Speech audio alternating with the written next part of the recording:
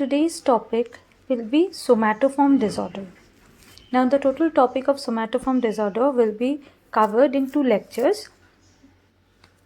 In the first part, I'll cover the changes from DSM IV to DSM V, and the second part, I'll talk about the disorders that are enlisted under somatoform disorder. I'll talk about them in details. Now, somatoform disorder is basically a group of conditions that involve physical symptoms and complaints suggesting presence of a medical condition, but without any evidence of physical pathology to account them. Now, this definition was given by APA. Now, if we simplify if we simplify the definition, then it means when someone reports of certain physical problems, any ailment, which are proved to be unexplained by medical tests. That means if we are doing tests on the person to confirm the problems, the trouble that the person is experiencing, but the medical reports does not support or does not show any pathogenic origin of that problem. Now, if we go to the name soma, it means body. If we simplify this term also, we can say this as mental problems getting bodily forms. That is soma, to form or taking bodily shape. Now, in DSM IV, somatoform disorder was classified into 5 types: hypochondriasis, somatization, pain disorder, conversion disorder, and body dysmorphic disorder. Now, what are the just basic differences are? Hypochondriasis is the chronic fear of disease that is manifested by the content misinterpretation of physical signs and sensations. That is, the person is actually afraid to contract a disease and to get contaminated, to develop any illness, and they generally misinterpret their normal physical signs or physical signs and sensations that they experience. They interpret it in a distorted way. Somatization is like complaints about the physical explains, that is unexplained by any illness or injury. Now, this somatization actually covers a lot of various types of symptoms. It consists of pain symptoms, gastrointestinal symptoms, sexual and pseudo-neurological complaints also. Pain disorder is that the complaint is about various types of pains only, or any kind of pain, but the pain is reported in to a certain extent that the daily life activities of the person is getting hampered.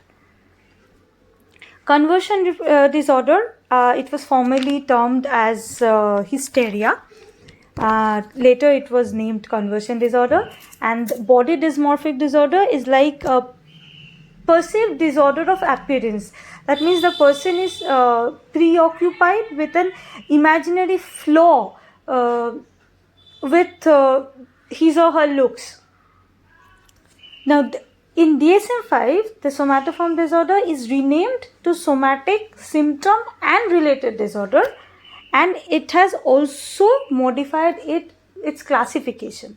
Now, Somatic Symptom and Related Disorder consists of somatic symptom disorder, illness anxiety disorder, conversion disorder, and we have 2 new entry: factitious disorder and psychological factors affecting other medical conditions. These 2 are the new entry in the classification of somatoform disorder. The somatic symptom disorder is basically a combination of somatization disorder and pain disorder of DSM IV.